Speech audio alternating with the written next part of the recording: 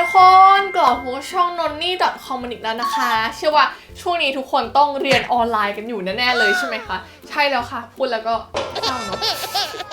วันนี้เนี่ยเราก็เลยถือโอกาสนะคะจะมาแชร์ทริคเรียนออนไลน์ที่เราใช้นะคะว่าเป็นยังไงมีวิธีการยังไงให้เรียนออนไลน์สะดวกมากขึ้นนะคะแล้วก็มาพร้อมกับเจ้าตัวนี้เลยนี่ค่ะ Samsung Galaxy Tab S7 FE นะคะพร้อมกับน้องปากกา S Pen นะคะซึ่งตอนนี้แบบเห่อมากๆเลยนะคะจะมาแนะนำฟีเจอร์ต่างๆนะเชื่อว่าหลายๆคนตอนเรียนออนไลน์น่าจะเจอปัญหาที่ว่าครูสอนเร็วจดไม่ทันเรียนไม่รู้เรื่องนะคะพอมาอ่านที่ตัวเองจดปุ๊บอ่านไม่ออกอีกเวลาครูเรียกตอบคำถามอย่างเงี้ยจดอยู่แล้วจะไปแบบค้นเน็ตตอนไหนอะไรอย่างงี้ใช่ไหมวันนี้เนี่ยเราก็จะมาบอกวิธีการนะคะแล้วก็พร้อมกับแนะนำฟีเจอร์ของ Samsung Galaxy Tab S7 FE นะคะกับ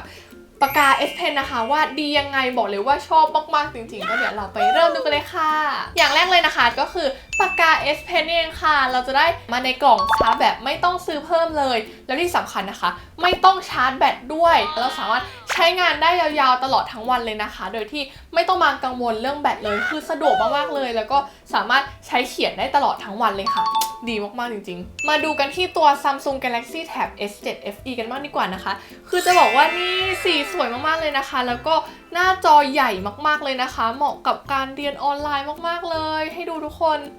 นี่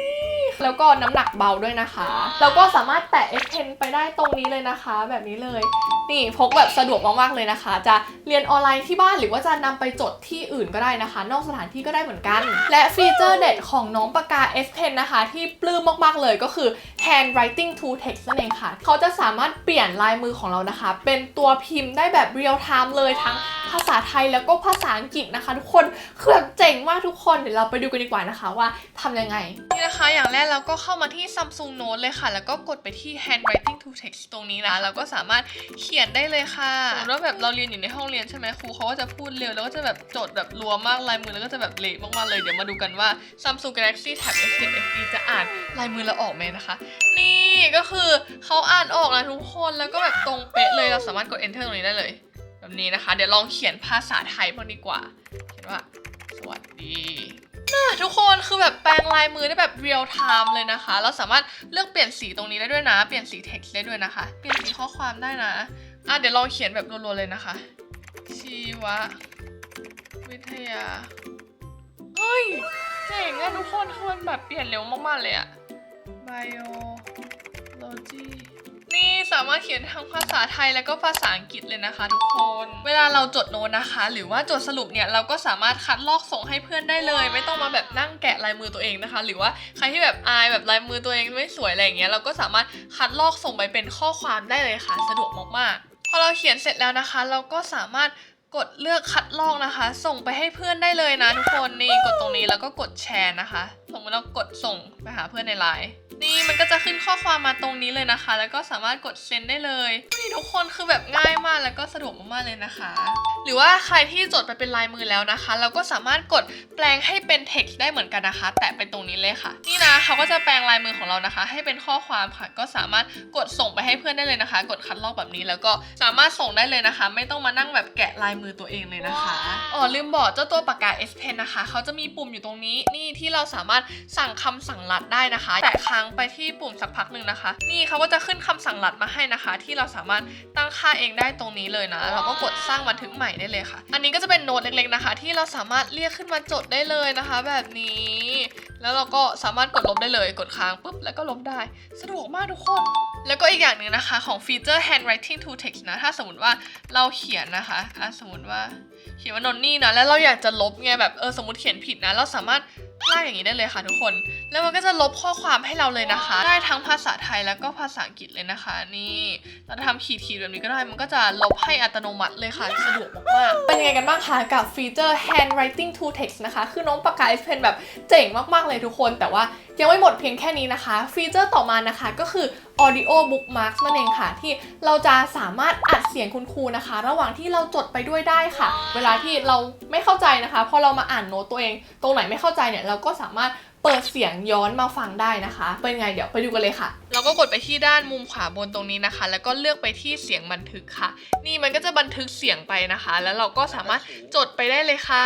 ตัว Audio Bookmark เนี่ยก็เหมาะกับเวลาเราเรียนช่วงเช้ามากเลยเพราะว่าสมองอาจจะแบบยังทำงานไม่ได้เต็มที่นะคะยังไม่ค่อยตื่นเท่าไหร่เรียนไปก็ไม่ค่อยรู้เรื่องเราก็สามารถกดอัดเสียงคุณครูไว้ได้เลยนะคะแล้วก็มาเปิดฟังย้อนหลังนะคะเพื่อทบทวนนะก็เป็นตัวช่วยอีกอย่างหนึ่งที่ทำให้เราจำได้ดีขึ้นด้วยนะคะนี่นะคะเดี๋ยวเรามาดูการทำงานของ Audio Bookmark กันดีกว่าค่ะเดี๋ยวเรามากดดูตรงที่เราอัดไว้นะคะนี่เลย rain forest tropical rain forest tropical แปลว่าเขตร้อน rain ก็ฝน forest ก็ป่า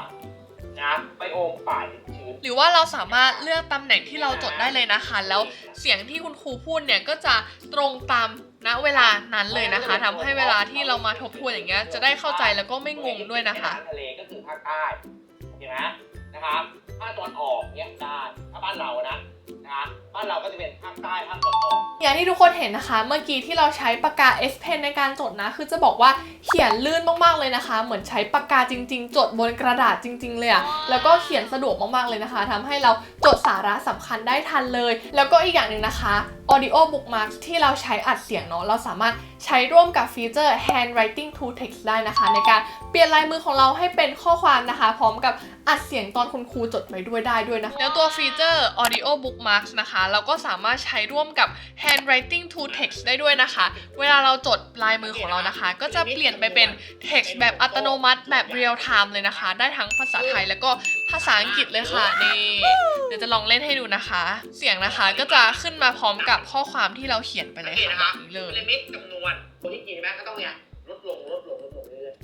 เป็นไงกันบ้างคะกับปากกา S Pen คือสุดยอดมากๆเลยบอกเลยว่าชอบมากๆเลยนะคะส่วนอีกฟีเจอร์หนึ่งเนี่ยเหมาะกับสายเรียนออนไลน์มากๆเลยนะคะก็คือ multitasking นั่นเองค่ะที่เราสามารถ split screen พร้อมกัน3แอปในเวลาเดียวกันได้เลยนะคะ เดี๋ยวเรามาดูวิธีการทำ multitasking กันดีกว่านะคะนี่เลยพอสมมติว่าเราเปิดหน้าที่เราจดโน้ตตรงนี้ใช่ไหมเราก็ลากฝั่งขวานะคะมาแบบนี้ค่ะเราก็จะสามารถเลือกแอปนะคะแล้วก็ลากเข้ามาได้เลยสมมติว่าเราเรียนออนไลน์ใช่ไหมแล้วก็เอา Google Meet มาเลยค่ะแบบนี้นี่นะคะก็สามารถจดไปด้วยแล้วก็เรียนไปด้วยได้นะเดี๋ยวเราจะเปิดอีกสักแอปหนึ่งนะคะก็ปัดเหมือนเดิมเลยค่ะแล้วเราก็เลือกมาเลยสมมติว่าเราจะเปิด Google ไปด้วยนะไว้สำหรับค้นหาข้อมูลนะคะมาแล้วเราก็สามารถค้นหาข้อมูลได้เลยนะคะแล้วเราก็สามารถใช้ฟีเจอร์ handwriting to text ในการค้นหาข้อมูลได้เหมือนกันเราไม่ต้องแบบมานั่งพิมพ์เลยเพราะว่าถ้าพิมพ์เนี่ยมันจะต้องเสียเวลาเยอะนะคะเราก็ใช้น้องปากกา S Pen นะคะเขียนค้นหาไปได้เลยนะคะระบบนิเวศแบบนี้คือเขียนแบบลื่นมากๆเลยนะคะนี่เราก็สามารถค้นหาได้รวดเร็วเลยนะคะเวลาครูเรียกตอบคำถามเนี่ยก็สามารถตอบได้ทันเวลาเลยนะคะเราก็จดไปด้วยได้เลยค่ะก็จดไปด้วยเรียนไปด้วยได้เลย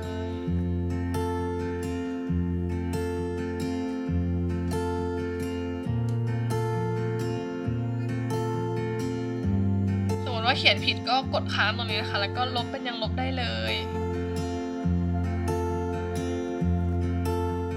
เขียนเสร็จแล้วนะคะอยากส่งสรุปให้เพื่อนนะก็กดแปลงลายมือเป็น text ได้เลยนะคะแบบนี้แล้วก็กดแปลงค่าค่ะถ้าได้เราก็จะได้เป็นข้อความแบบนี้นะคะสะดวกมากๆเลยเป็นยังไงกันบ้างคะทุกคนทุกฟีเจอร์ที่เราโชว์ไปคือแบบดีมากๆเลยสะดวกมากเหมาะกับการเรียนออนไลน์มากๆเลยนะคะแล้วก็จะเป็นประมาณนี้เลยนะคะสำหรับน้องปากกา S Pen นะคะแล้วตัวปากกา S Pen นะคะคือสีสวยมากน้ำหนักเบานะคะแถมสีน่ารักมากๆเลยนะคะแบบเดียวกับตัวเครื่องเลยแล้วก็ไม่ต้องชาร์จนะคะสามารถเขียนได้ตลอดทั้งวันเลยค่ะสำหรับใครที่ชอบเขียนแล้วก็ชอบจดเนี่ยเหมาะมากๆเลยนะคะถ้าใครสนใจเดี๋ยวเราจะมาทำคลิปรีวิว Samsung Galaxy Tab S7 FE แล้วก็ปากกา S Pen ให้อีกนะคะก็สามารถคอมเมนต์ไว้ใต้คลิปเลยนะคะว่าสนใจหรือว่ามีคำถามอะไรอีกก็สามารถคอมเมนต์ถามไว้ได้เลยนะคะเดี๋ยวคลิปหน้านะคะเราอาจจะมาทำ One Day Vlog with Samsung Galaxy Tab S7 FE และปากกา S Pen นะคะก็รอติดตามกันไว้ได้เลยค่ะตัวนี้นะคะที่เราเลือกมาเป็นสี Mystic Green นะทุกคนคือจะบอกว่าแบบสวย